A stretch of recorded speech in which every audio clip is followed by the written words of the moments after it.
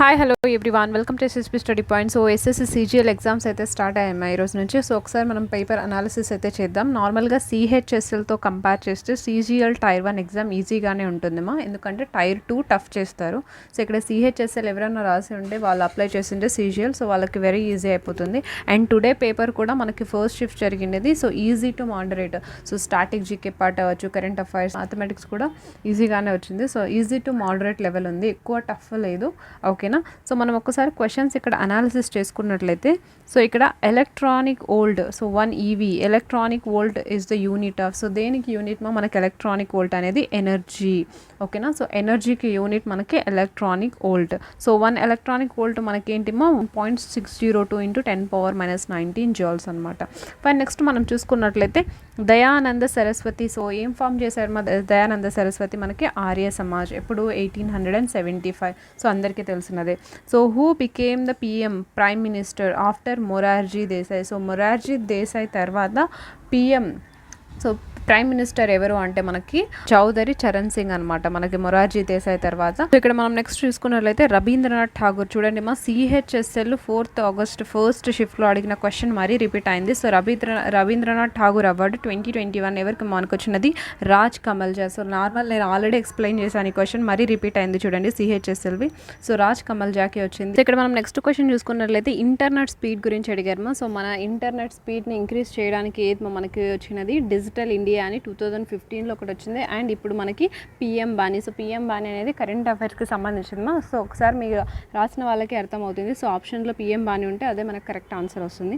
Fine. Next మనం చూసుకున్నట్లయితే governors గురించి ఇండైరెక్ట్గా అడిగారు చూడండి మా. గణేషి లాల్ ఏ స్టేట్ యొక్క గవర్నర్ ప్రజెంట్ అనేది అడిగారు. సో మనకు అందరికీ తెలుసు, సో ఒడిస్సా. సో అక్కడ మనకి సీఎం వచ్చేసి నవీన్ పట్నాయక్ గారు. ఓకేనా. స్టేట్ యొక్క governors and CMs very important. And next మనం చూసుకున్నట్లయితే కిడ్నీ యొక్క ఫంక్షనల్ యూనిట్ గురించి అడిగారు. సో కిడ్నీస్ యొక్క ఫంక్షనల్ యూనిట్ మనకి నెఫ్రాన్. సో నార్మల్గా మీరు బాడీ బయాలజికల్ సిస్టమ్ చదివినప్పుడు మీకు ఐడియా ఉంటుందన్నమాట నెఫ్రాన్. సో కిడ్నీ యొక్క ఫంక్షనల్ యూనిట్. సో ఎక్కువ మనకి బ్రెయిన్ గురించి అండ్ బ్రెయిన్ గురించి, respiratory systems and kidney functions, heart, so ఇవన్నీ అడుగుతూ ఉంటారు. ఒకసారి మీరు చెక్ చేసుకోండి. పైన నెక్స్ట్ మనం చూసుకున్నట్లయితే ద మోస్ట్ ఇంపార్టెంట్ స్ట్రాటజీకి సంబంధించి HSRA, so Hindustan socialist republic association. So ఎవరైనా నేను చెప్పిన లాస్ట్ మోడర్న్ హిస్టరీ క్లాస్ చదివింటే వితిన్ సెకండ్స్లో మీరు ఆన్సర్ చేసేవాళ్ళు. సో హిందుస్థాన్ HSRA ఎందుకు మనకి వచ్చినది? So క్రిప్స్ machine. సో క్రిప్స్ మిషన్ వచ్చినప్పుడు అక్కడ లాలా లజపత్ రాయ్ చనిపోతారనమాట. సో దానికి రివెంజ్గా HSRA అనేది స్థాపిస్తారు. ఎవరేమో దీంట్లో మల్టిపుల్ పర్సన్స్ ఉన్నారు, లైక్ రామ్ ప్రసాద్ బిస్మిల్ ఉన్నారు, భగత్ సింగ్ ఉన్నారు, చంద్రశేఖర్ ఆజాద్ ఉన్నారు, ఫిరోజ్ షా ఉన్నారు. సో వీటిలో ఏదైనా వచ్చినా కూడా ఆప్షన్స్లో మనకి కరెక్ట్ ఆన్సరే అనమాట. నెక్స్ట్ మనం చూసుకున్నట్లయితే కితాబుల్ హింద్. సో ఇది కూడా అగైన్ నేను ఆల్రెడీ చెప్పాను అనమాట, ఏది హిస్టరీకి సంబంధించి క్లాసెస్లో నేను ఆల్రెడీ చెప్పాను. కితాబుల్ హింద్ బుక్ మనకి అల్ బరూని రాశారనమాట. ఓకేనా. సో కితాబుల్ హింద్ అల్ బరూని. సో 700+ నుంచి 1947 వరకు ఏదైతే మొత్తం అంతా ఇండియాలో జరిగిందో ఆల్రెడీ హిస్టరీ క్లాసెస్లో చెప్పాను.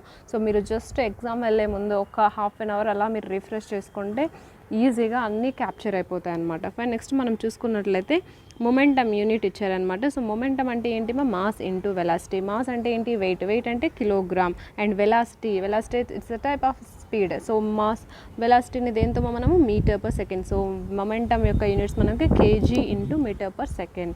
ఓకేనా. సో నెక్స్ట్ మనం చూసుకున్నట్లయితే రీసెంట్ కరెంట్ అఫైర్ అడిగారు AB de Villiers. So AB de Villiers గురించి అడిగారు. సో రీసెంట్గా IPL మ్యాచెస్ చూస్తుంటే సో మీకు ఈజీగా బ్లింక్ అవుతుంది. సో ఏబీ డివిలియర్స్ IPL టీంలో ఏ తరపున ఆడినది? మనకి RCB, రాయల్ ఛాలెంజర్స్ బెంగళూరు నుంచి ఆడినది అనమాట. నెక్స్ట్ మనం చూసుకున్నట్లయితే planning commission. So planning commission ఎప్పుడు ఎస్టాబ్లిష్ అయిందో అందరికీ ఐడియా ఉంటుంది, కాంపిటేటివ్ ప్రిపేర్ అవుతున్నారు కాబట్టి. So 15th March 1950. So 15th March 1950లో ప్లానింగ్ కమిషన్ వచ్చింది. సో మనం చూసుకున్నట్లయితే round table conference very very important. అన్నీ ఈజీగానే ఉన్నాయి, ఎక్కువ డిఫికల్ట్గా అయితే ఏమీ లేదు.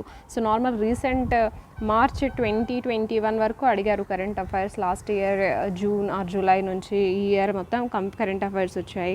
అండ్ ఇది స్ట్రాటజీకి, ఇది నార్మల్ అందరికీ తెలిసినదే, ప్రతి ఎగ్జామ్లో రిపీట్ అవుతుంటాయి. So second round table conference మనకి 7th సెప్టెంబర్ 1931 నుంచి స్టార్ట్ అయిందనమాట. ఇంకో క్వశ్చన్స్ రౌండ్ టేబుల్ గురించి అయితే 3 రౌండ్ టేబుల్స్ అటెండ్ అయిన వ్యక్తి మనకి BR Ambedkar. So INC, so Indian national Congress తరపున సెకండ్ రౌండ్ టేబుల్లో మహాత్మా గాంధీ అటెండ్ అయ్యారు, తర్వాత సరోజినీ నాయుడు గారు అటెండ్ అయ్యారు, తర్వాత బిఆర్ అంబేద్కర్ కామన్. సరోజినీ నాయుడు గారు ఉమెన్స్ గురించి మాట్లాడారనమాట. ఫైన్. బిఆర్ అంబేద్కర్ గారు అప్పుడే అనమాట కమ్యూనల్ ఎలక్షన్స్ గురించి ఆయన రైజ్ చేశారు. ఓకేనా. సో నెక్స్ట్ మనం చూసుకున్నట్లయితే Thailand. So Thailand national game గురించి అడిగారనమాట. సో థాయిలాండ్ నేషనల్ గేమ్ ఏంటి మనకి? థాయ్ బాక్సింగ్ అనమాట.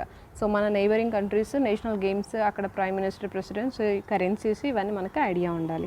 నెక్స్ట్ మనకి ఆర్టీజీఎస్. సో ఆర్టీజీఎస్ ఏంటి? మనం మనీ ట్రాన్స్ఫర్ చేయడానికి real time gross settlement. So దీంట్లో మనీ ట్రాన్స్ఫర్ చేసినప్పుడు యూటీఎస్ ఒక యూనిట్ డిజిట్స్ ఉంటాయన్నమాట. సో అది ఎంత క్యారెక్టర్ వరకు ఉంటుందంటే 22 క్యారెక్టర్స్ ఉంటుందన్నమాట. ఫైన్.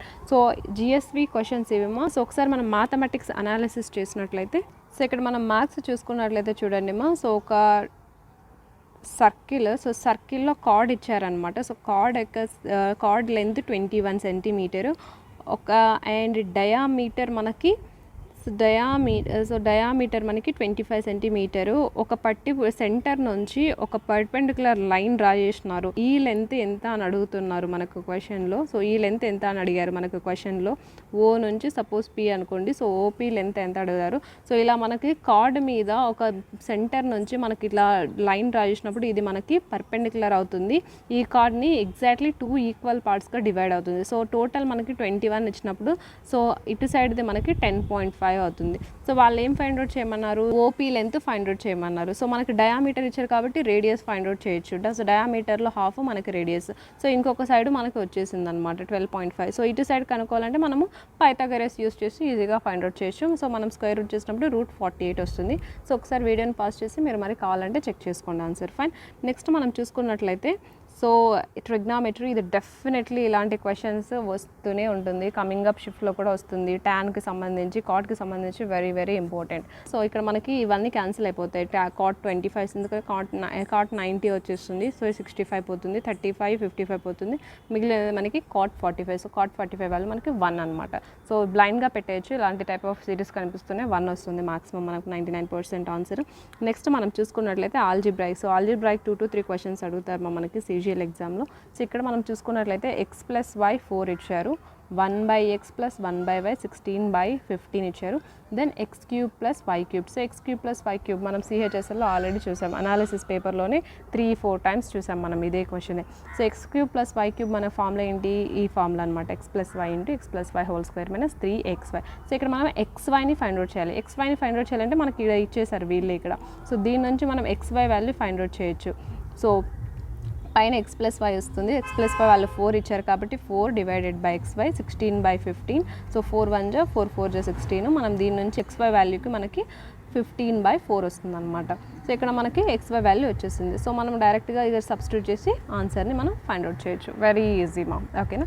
సో నెక్స్ట్ క్వశ్చన్ మనం చూసుకున్నట్లయితే ఇది డైరెక్ట్ ఫార్ములాస్ మా. ఇలా x + 1/x k ఇచ్చినప్పుడు x² + 1/k² k³ - 3k. So ఇవన్నీ మనకి గుర్తుండాలి. సో ఒకవేళ గుర్తు లేకపోతే మనం ఇలా ఎలాబరేట్ చేసి కూడా మనము ఆన్సర్ని ఫైండ్ అవుట్ చేయొచ్చు. ఒకసారి మీరు పాస్ చేసి ఈ ఫార్ములాని ఒకసారి చెక్ చేసుకోండి. ఫైన్. నెక్స్ట్ మనం చూసుకున్నట్లయితే రాంబస్ గురించి అడిగారు. సో మెన్సురేషన్ సంబంధించి mensuration 2D and 3D very important మనకి. ఇక్కడ 2D ఇచ్చారు. సో రాంబస్ ఒక సైడ్ వచ్చేసి మనకి 13 ఇచ్చారు అండ్ డయాగ్నల్ 24 ఇచ్చారు. Then area. So area find out చేయాలంటే డయాగ్నల్ 1 × డయాగ్నల్ 2 / 2 అనమాట. సో రాంబస్ మనకు తెలుసు కదమ్మా ఇలా ఉంటుంది.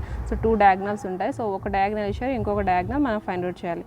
సో ఒక డయాగ్నల్ మనకి 24. సో దీంట్లో సైడ్ ఇచ్చారు కాబట్టి 13 ఇచ్చారు. సో 13. సో దీంట్లో డయాగ్నల్లో హాఫ్ తీస్తే ఇంకొక సైడ్ వస్తుంది 12. సో 5, 12, 13 ఇది మనకి ట్రిపుల్స్ వస్తుంది అనమాట. సో దీని నుంచి ఇంకొక డయాగ్నల్ మనకి 10 వస్తుంది. ఆల్రెడీ ప్రాక్టీస్ ఉంటే ఇదంతా ఈజీ మనకు. సో ఇంకొక డయాగ్నల్ మనకి 10 వచ్చేస్తుంది. సో d1 × d2/2 సబ్స్టిట్యూట్ చేస్తే మనకి 120 సెంటీమీటర్స్ మనకి ఏరియా అనేది వస్తుంది అనమాట. ఫైన్. నెక్స్ట్ క్వశ్చన్ మనం ఇక్కడ చూసుకున్నట్లయితే సర్కిల్లో మనకి ఇలా ఇచ్చారనమాట. ఓకేనా. Quadrilateral type. సో ఇక్కడ నుంచి ఎక్స్టెండ్ చేశారు. సో ఇక్కడ యాంగిల్ మనకి 52నో 15నో మీకు రాసిన వాళ్ళకి ఐడియా ఉంటుంది. సో నాకు 50 or 52 వచ్చాయి.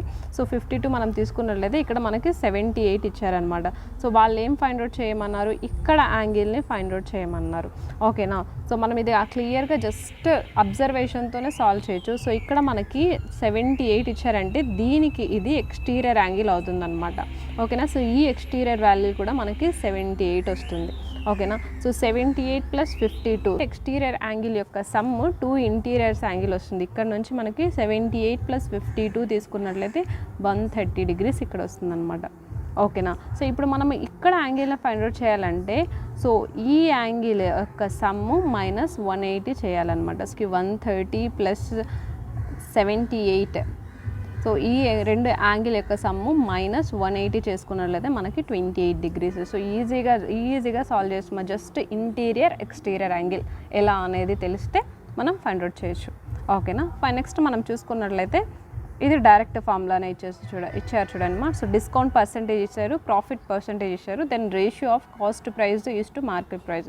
So cost price divided by market price మనకి 100 - డిస్కౌంట్ బై 100 + ప్రాఫిట్. సో దీని నుంచి మనము 79:121 ఆన్సర్ వచ్చేస్తుంది. హోప్ మీకు ఇది హెల్ప్ అయిందని అనుకుంటున్నాను. వాచ్ చేసినందుకు thank you so much. Take care. Bye.